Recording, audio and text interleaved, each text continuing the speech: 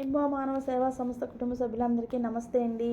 ఈ రెయిన్బో మానవ సేవా సంస్థ సృష్టికర్త శ్రీ శ్రీ శ్రీ ఆర్ఎస్ఆర్ గురువు గారికి మనస్ఫూర్తిగా హృదయపూర్వక కృతజ్ఞతలు తెలుపుకుంటూ ఈ యొక్క సోషల్ మీడియా ప్రేక్షకులందరికీ కూడా నమస్తే అండి. పేరు పేరున మానవ జీవితంలో రెండు విషయాలతో మనం జీవితం అంతా ముడిపడి ఉంటుంది. రెండు విషయాలతో మన జీవితం అంతా ముడిపడి ఉంటుంది. మొదటిది కలిసి ఉండడం, విడిపోవడం. రెండవది విడిపోవడం.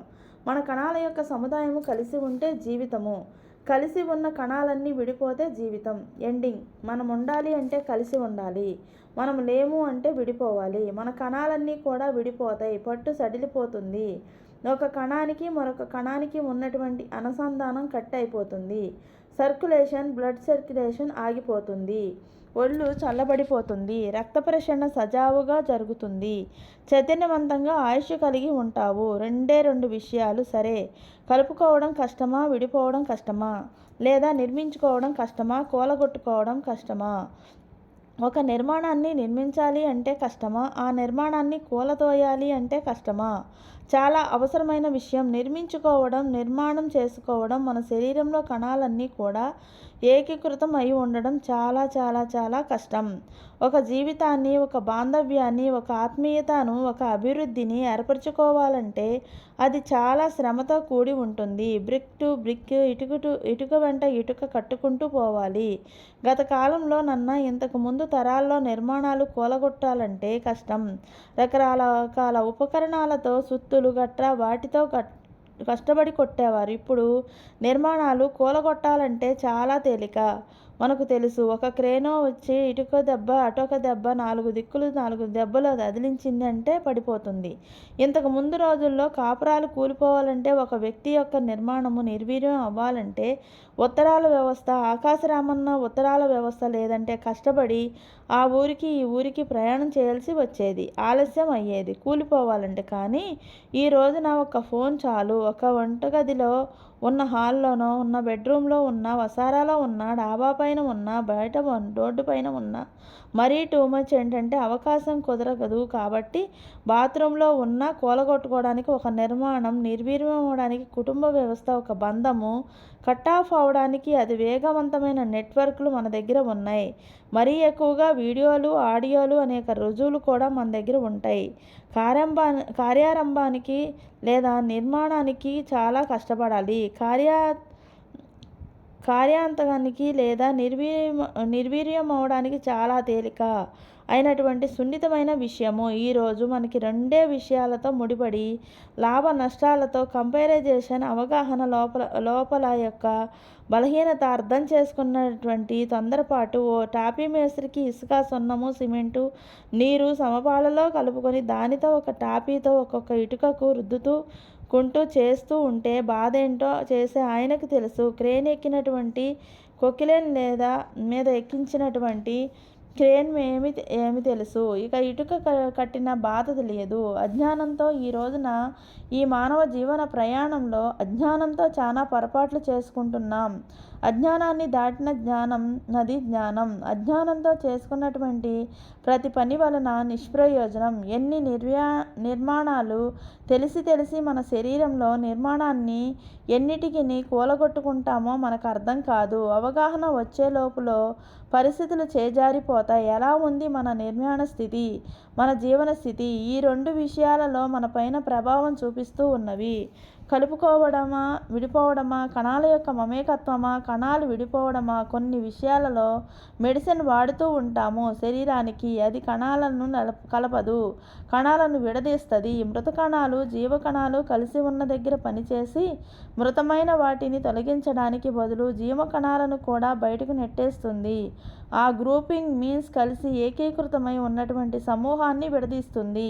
మనం వాడేటటువంటి మందులు, మనం వినే మాట కూడా మన త్రికరణ శుద్ధిగా కలిసినటువంటి మనస, వాచ, కర్మేణ ఏదైతే ఉందో ఆ 3 స్థితులను విడదీస్తుంది. మనం వినే మాట, మనం అనే మాట కూడా ఎదుటివారి జీవితం పైన ప్రభావం చూపించి విడదీస్తుంది. కలిపేది సత్కర్మ, విడదీసేది దుష్కర్మ. మన మాట ద్వారాగా ఓ కుటుంబము, ఓ వ్యక్తి వారి పరిస్థితిని సానుకూల అనుకూలంగా మారితే సద్వినియోగపరుచుకుంటేనేమో సత్కర్మ. మన మాటే ఈ తోడు పెట్టిన దాంట్లో విరిగిపోతుంటే పాలల్లో ఉప్పు కళ్ళు వేసే ఎలాగ విరిగిపోతుందో విషపు చుక్కలా మారిపోతుంది. విడదీస్తే దాని కర్మ లైవ్లో ఏ టైంలోనైనా ప్రభావం చూపిస్తుంది. 99% ఈరోజు ఉన్న సమాజంలో విడదీసే మాటలే గాని అది శరీరంలో ఉన్న కణాలను విడదీసేటట్లు ఆలోచన ఆహారపు విధానాలే కానీ కలిపి ఉంచేవి తగ్గిపోయాయి. ఉమ్మడి కుటుంబ వ్యవస్థ నుండి విడిపోయిన కుటుంబ వ్యవస్థగా మారిపోయింది సమాజం. పెద్దవారిగా మాట్లాడుకునే మాటలు నుంచి చట్టాల ప్రకారం ఎంతో దూరాలు వెళ్ళిపోయేటటువంటి పరిస్థితులు అయిపోయాయి. జ్ఞానం పెరిగిపోయింది అనుకుంటున్నాము, ఇది అజ్ఞానమే. జ్ఞానం పెరిగిందనుకున్నా అది అజ్ఞానమే. అజ్ఞానంలో మనము చేసే పనులు, అజ్ఞానంతో మనం మాట్లాడే మాటలు ఏదైనా విడిపోయే స్థితికే వ్యక్తికి, శరీరానికి, మనసుకి మధ్య గ్యాప్ వచ్చిన, మనశ్శాంతి పోగొట్టిన, ఈ శరీరానికి మరొక శరీరానికి, భార్యాభర్తలకు లేదా తల్లిదండ్రులకు మధ్య ఎటువంటి గ్యాప్ తెచ్చినా దాని ద్వారా ఏర్పడేటటువంటి దుష్కర్మకి బాధ్యులము మనమే. తస్మాత్ జాగ్రత్త. మీ మాట జాగ్రత్త. మనం చేరవేసేటటువంటి విషయం జాగ్రత్త. అది మంగళకరంగా ఉండాలే కానీ అమంగళకరంగా ఉండకూడదు. శారీరక వ్యవస్థలో భవతికి బవుడు క్షమించాలి. ఎందుకంటే భవతికి కలిగేటటువంటి ప్రోగ్రాం సరి అయినవి కావు. అనేక రకాలైన భావాలకు లోనై ఉన్నాము కాబట్టి జీవితంలో అనేక భావాలు కలుగుతూ ఉంటాయి కాబట్టి భవతిని క్షమిస్తూ పోతూ ఉండాలి. కానీ ఎక్కడ వరకు భవతిని క్షమించాలి? ఏదో ఒక రోజు 2 సార్లు, 3 సార్లు, 4 సార్లు భార్యని భర్తని క్షమించానంటే మనం 4, 5 సార్లు, 10 సార్లు, 15 సార్లు, ఒక 30 సార్లు, 40 సార్లు క్షమిస్తాం, వదిలేస్తాం. కానీ మనం అనుకున్నటువంటి సామాజిక నీతి అది కూడా చెప్పడంలా 2, 3 సార్లు చూసి మూడోసారి లేదా 4వసారి తెగొట్టేద్దాం అంటారు. కానీ ఇక్కడ మనకు అనుకున్నటువంటి ఈ భవతిని మనలో ఉన్న భవుడు క్షమిస్తూ ఉన్నటువంటి సందర్భాలు 3-4 సంవత్సరాలు, 30 సంవత్సరాలు కాదండి. జీవితం ప్రారంభమైనప్పటి నుంచి సాకరి ఊరు బయట మనం పోయే వరకు భవుడు క్షమిస్తూనే ఉన్నాడు. ఈ విషయం మీ అందరికీ తెలుసా? తెలీదు. నా శరీరాన్ని నా అంతరంగం క్షమించేదేంటి? తనకు అనవసరమైనవి ప్రతిరోజు, ప్రతి క్షణం, ప్రతి నిమిషం, ప్రతి గంట అవసరమైంది చేస్తే ఆ లోనున్న భవుడి దగ్గర మనం నిలబడాల్సిన అవసరం లేదు. దర్జాగా, హుందాగా కూర్చోవచ్చు. అనవసరమైంది చేస్తే నిలబడాలి. ఆయన క్షమాపణ కొరకు మనం ఎదురు చూడాలి. ఒకవేళ మనం ఈ శరీరం చేస్తున్న పనులకి లోనున్న భవుడు నీ సామ్రాజ్యానికి అధినేతగా ఉన్న ఆ దైవం నిన్ను క్షమించకపోతే జీవితం లేదు. జీవితకాలం క్షమిస్తూ ఉంది. కానీ మనం వినే విషయాలకి, చూసే విషయాలకి, మనం సెల్ఫ్గా ఫీల్ అవుతూ అనుకునే విషయాలకి గాబరా పడిపోయి, గజిబిజి అయిపోయి, డిస్టర్బ్ అయిపోయి ఈ మాటను మరొక జీవితానికి సంబంధించిన మాటను వారికి చేరవేసి, వారు కలిసి ఉండటానికి చేరవేసే ప్రమోదం వారు విడిపోవడానికి చేరవేస్తే ప్రమాదాన్ని ప్రమోదాన్ని కలిగిస్తున్నామా? మన మాటతో, మనకి కలిగే ఆలోచనలతో వారి కణాల లోపల చైతన్యాన్ని డాక్టర్ దగ్గరకు వెళ్ళాము. ఉదాహరణగా చెప్తున్నాము. ప్రమాదకరంగా పరిస్థితి ఉన్నా ఏం పర్వాలేదండి, ట్రీట్మెంట్ చేసుకోవచ్చు అని భరోసా ఇస్తాడు. మరొక భరోసా 48 గంటలు, 24 గంటలు, ఒక 2 రోజులు చూద్దాము, అబ్జర్వేషన్లో పెడదాం, ఐసీయూలో పెడదాం, జాగ్రత్తగా ట్రీట్మెంట్ చేద్దాం, రికవరీ అయ్యిద్ది అంటాడు. ఆ ప్రమాదమైనటువంటి, ఆహ్లాదకరమైనటువంటి ఆ మాట మనసుకు ప్రశాంతతని ఇచ్చి ఈ శరీరానికి చైతన్యాన్ని అందిస్తుంది. అది లేదు అయిపోయింది. కేసు తీసుకెళ్ళిపోండి, మన హాస్పిటల్లో కుదరదు, ఇంకో హాస్పిటల్కి పోండి, ఎక్కడికి వెళ్ళినా లేదు, 1 గంట 2 గంటలో అంటే ఏమవుతుంది? గుండె జారిపోతుంది, మనసంతా గాబరా అవుతుంది. ఆ మాటకు చుట్టూ ఉన్న వారి ప్రోగ్రాం మరీ స్టార్ట్ అయిపోతుంది. డాక్టర్ గారు చెప్పేశారు ఇంకా బ్రతకదంట, నెగిటివ్ ఛార్జ్ స్టార్ట్ అయిపోయింది. ఈ శరీరం పైన సెల్ఫ్గా కణాలన్నీ కూడా డిగ్రోత్ అయిపోతూ విడిపోతూ ఉంటాయి. బయట నుంచి మన మాటతో బయట నుంచి కూడా అవును చెప్పారు అని నెగిటివ్ పాస్ అయిపోయి ఇంకా విచ్ఛిన్నమైపోతూ ఉంటాయి. మన మాటతో ఎదుటివారి కణాలు విచ్ఛిన్నమవుతున్నాయా? ఎదుటివారి కణాలు కలిసిమెలిసి పనిచేస్తున్నాయా? మన మాటతో, మన ఆలోచనతో, మన పనులతో ఎదుటివారి జీవితం విడిపోతున్నాయా? ఎదుటివారి జీవితాలు కలుషితమవుతున్నాయా? ఒక కాపురాన్ని, ఒక జీవితాన్ని నిలబెట్టాలంటే కష్టం, విడగొట్టాలంటే చాలా తేలిక. మన కాలాల ఖాతాలలో ఏమైనా ఉన్నాయా? మన అకౌంట్స్లో ఏమైనా, మన కర్మ జీవితంలో ఏమైనా ఇలాంటి సంఘటనలు ఏమైనా జరిగి ఉన్నాయేమో గుర్తు చేసుకోండి. మన బౌడు మనల్ని క్షమించవచ్చు, కానీ కర్మకు మాత్రం క్షమాపణ తెలియదు. మనందరిపైన ప్రభావితం చూపిస్తూ మన కర్మకు మాత్రం ఏమీ తెలియదు. ఇలాంటి భవబంధాలు ప్రోగ్రాం కర్మకు లేదు. ఇంతకుముందు జరిగితే గనక ప్రాసెస్ ద్వారాగా విశ్వశక్తి అనుగ్రహంకో ఆ కర్మ ప్రభావాన్ని తప్పించుకోవచ్చు. ఇదొక సూత్రం ఉంది. ఇప్పుడు జరుగుతూ ఉంటే ఈ భావాలు ఎదుటివారి ఆరోగ్యాన్ని, ఎదుటివారి మనశ్శాంతిని, ఎదుటివారి కాపురాలలో ఎదుటివారికి ఉన్నటువంటి మమేకత్వాన్ని విడగొట్టేటటువంటి భావాలు ఉంటే కొన్ని నిర్ణయాలు తీసుకొని సాధ్యమైతే కలపండి, కానీ సాధ్యం కాకపోతే అక్కడి నుండి దూరంగా జరగండి. కర్మ ఎత్తుకోవద్దు, ఇబ్బంది అవుతుంది. విడిపోయిన వారి యొక్క శరీరంలో ఉన్నటువంటి ఆరోగ్య స్థితి కోల్పోతే అనారోగ్యంగా మారి ఫలానా వారి ద్వారాగా నా ఆరోగ్యం పాడైపోయింది అనేటటువంటి ఆ శాపం బలంగా పడుతుంది. ఫలానా వారి ద్వారాగా నా కాపురం పోయింది అనేటటువంటి శాపం బలంగా పడుతుంది. ఫలానా వారి ద్వారాగా నేను నాశనం అయిపోయాను అనేటటువంటి శాపం వెంటాడుతుంది. ఇంత మహాపాతకం అవసరమా జీవితానికి? సాధ్యమైతే ఒక చుక్క నీళ్లు పోద్దాం అక్కడ. చుక్క అగ్నిలో ఆర్జం మాత్రం పొయ్యొద్దు, పెట్రోల్ పొయ్యొద్దు. ప్రమాదం. అది వారికి కాదు ప్రమాదం, మనకి ప్రమాదం. చెప్పే మనకి ప్రమాదం, ఆలోచన చేసే మనకి కాదు ప్రమాదం. మనకి ప్రమాదం, చెప్పే మనకి ప్రమాదం, ఆలోచన చేసే మనకి ప్రమాదం. తస్మాత్ జాగ్రత్త. ఈ రెండు విషయాల్ని జాగ్రత్తగా బ్యాలెన్స్ చేసుకోండి. నిర్వీర్యం చేస్తున్నామా? నిర్యాణం చేస్తూ ఉన్నామా? కొలదోస్తూ ఉన్నామా? కూలదోయటానికి ఈ రోజున ఈ శరీరవాణిగా ఉపయోగపడితే ఈ యొక్క ఫోన్ చరవాణి ఏదైతే ఉందో ఆ శరీరంతో పాటు మనం ఇక్కడికి పోవటంలా, మధ్యవర్తిత్వం చేయడానికి ఎక్కడికి మనం పోవట్లా. ఫోన్లోనే ఒక రింగ్ అట్లా కొట్టేసి ఏం జరిగిందో తెలుసా, తెలియదా, నీకు ఇంకా తెలియదన్నా ఇక విషయాన్ని మనం అల్లేస్తాం.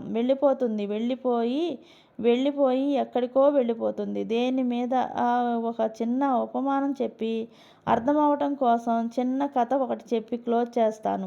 రాజుగారు ఒక దేశానికి రాజుగారు మంత్రి గారిని అడిగాడు, ఏమోయ్ మంత్రి, పుకారు అంటే ఏమిటి అని అడిగారు. పుకారు అంటే ఒక మాట, మనం అన్నప్పుడు ఆ మాటకి 99 మాటలు అది పుట్టి పుకార్లు పట్టేసినాయి అంటారు అని అంటే, పుకారు అంటే రాజుగారు అడిగారు. రాజుగారికి అది ప్రాక్టికల్గా అర్థవంతంగా చెప్పాలి. అప్పుడు రాజుగారికి మంత్రి గారు చెప్పారు, అనేదా భావించకండి రాజా, మీరు ఇంటికి వెళ్ళి రాణిగారితో ఒక మాట చెప్పండి చాలు అన్నాడు. మా రాణిగారు నేను చెప్పిన మాట కడుపులో పెట్టుకుంటారు, అది చచ్చినా కూడా బయటకు పోదు అని చెప్పాడు. సరే చెప్పి చూడండి రాజా అని అన్నాడు. పోయేసి ఆ పట్టపు మనిషితో, ఆ భార్యతో, ఆ రాణిగారితో, రాణి తెల్లారేసరికల్లా నా చెవులు గాడి చెవుల్లా వెడల్పుగా అవుతున్నాయి, బాగా ఏనుగు చెవుల్లా వెడల్పుగా అయిపోతున్నాయి, తిరిగి ఉదయానికల్లా తగ్గిపోతున్నాయి అని చెప్పాడు. నిద్రలో నువ్వు చూడటం లేదు, నా చెవులు బాగా వెడల్పుగా అయిపోయి ఉదయం కల్లా మామూలు అయిపోతాయి అని చెప్పాడు. రాత్రి చెప్పాడు. ఉదయాన్నే రాజ్యానికి టైం అయ్యింది. రాజుగారు ఆ రథం పైన ఎక్కి వెళ్తూ ఉన్నాడు. ఇంటి దగ్గర నుండి రాజ్యంలోనే ఏదైతే రాజుగారి యొక్క మందిరం ఉందో వెళ్తూ ఉన్నాడు. వెళ్తూ ఉంటే పురవీధుల్లో ఉన్న జనమందరూ కూడా రాజుగారినే చూస్తూ ఉన్నారు. రాజుగారి చెప్పుల వైపు చూస్తూ ఉన్నారు. ఇదేంటి నా చెప్పుల వైపు చూస్తున్నారు? సరే లోపలికి వెళ్ళి సింహాసనం మీద కూర్చున్నాడు. ఆ రాజ్యంలో ఉన్నటువంటి రాజమండపంలో ఉన్నటువంటి అందరూ కూడా రాజుగారి చెవుల వెంకే చూస్తున్నారు. ఈ పుకారు ఇంత వేగవంతంగా రాజ్యం మొత్తం ఎలా వెళ్ళింది? రాత్రే కదా చెప్పింది భార్యకి చెప్పింది రాత్రి ఉదయం అయ్యింది. బ్రష్ గట్రా కాఫీ టిఫిన్ చేశాడు. రెడీ అయిపోయి వెళ్ళాడు. ఓ అయితే 3 గంటలు, 4 గంటలు, 5 గంటలు, 4, 5 గంటల్లో రాజ్యమంతా విషయం ఎలా వెళ్ళింది. రాజ్యమంతా పెద్ద పెద్దగా చెవులు అవుతూ ఉంటూ ఆ రాజున పొడుగున్న మనిషి వాట్సాప్ ఆన్ చేసి టిక్ టిక్ అని మెసేజ్లు వెళ్ళిపోతుంది. చాకలి రాణిగారి బట్టలు తీసుకురావడానికి టైం పట్టింది రావడానికి. కడుపులో ఉబ్బరాన్ని ఆపుకోలేని రాణిగారు ఏమే ఒక సీక్రెట్ చెప్తాను అమ్మా. రాణిగారు చెప్పినటువంటి మాట నా మాట చెప్తే ఏనుగు చెవులు అవుతున్నాయంట అని చెప్పింది. ఈమె కడుపులో ఉన్న మొత్తం ఆ వినికిడి మొత్తం వెళ్ళిపోయింది చెప్పేసింది. చాకలావిడ బట్టల మూట కట్టుకున్న ఆవిడ అక్కడే ఉండి నిమ్మలంగా ఉంటదా? చాలా ఇళ్లకు పోయింది. చాలా ఇళ్ల దగ్గర ఆమెకున్న గ్యాస్ని రిలీజ్ చేసింది. కడుపుబ్బరాన్ని ఎవరో ఆపలేం కదా, రిలీజ్ చేసింది. వెళ్ళిపోయింది. ఒక ముఖ్యమైన వ్యక్తి విషయం వెళ్ళిపోతే సామాన్యమైన వ్యక్తుల యొక్క విషయాలు ఇంకెలా ఫార్వర్డ్ అందులో ఈ రోజున సోషల్ మీడియాలు, ఫోన్లు, ఫేస్బుక్లు రకరకాలున్నాయి. ఇన్ని రకాల వసతులు ఉన్న మనము ఫోన్ అయినా మాటైనా సద్వినియోగపరుచుకుంటే అది సత్కర్మను చేకూరుస్తుంది. దుర్వినియోగం చేస్తే అది ప్రమాదం అవుతుంది. కదిలించే పుకారు జాగ్రత్త. అది నిజమైన జాగ్రత్త, అది అబద్ధమైన జాగ్రత్త. ఎందుకంటే అది ప్రమాదం. మన భవుడు మనల్ని క్షమించవచ్చు కానీ మన కర్మ మనల్ని క్షమించదు. జాగ్రత్తగా ఉందాం, జ్ఞానంతో ఉందాం. సాధ్యమైతే సాయం చేద్దాం. సాధ్యమైతే మాట సాయం చేద్దామే కానీ సాధ్యం కాకపోతే తప్పుకుందాం, మోకం చాటేద్దాం. మరొక మాట అందించి విచ్ఛిన్నం చెయ్యొద్దు లేదా భావించకుండా ఈ సత్యాన్ని విన్న విశ్వచైతన్య కుటుంబ సభ్యులందరికీ, నా సత్యాన్ని విన్న ఈ కుటుంబ సభ్యులందరికీ నమస్తే అండి. ఈ యొక్క జ్ఞానాన్ని అందించినటువంటి శ్రీ శ్రీ శ్రీ ఆర్ఎస్ఆర్ గురువు గారికి కృతజ్ఞతలు, హృదయపూర్వక ధన్యవాదములు గురూజీ. ఈ యొక్క ప్లాట్ఫామ్లో మీరు యూట్యూబ్ ప్రేక్షకులందరికీ కూడా మనసావాచ కర్మేణ ప్రతి ఒక్కరికి కూడా పేరు పేరున కృతజ్ఞతలండి. Thank you friends.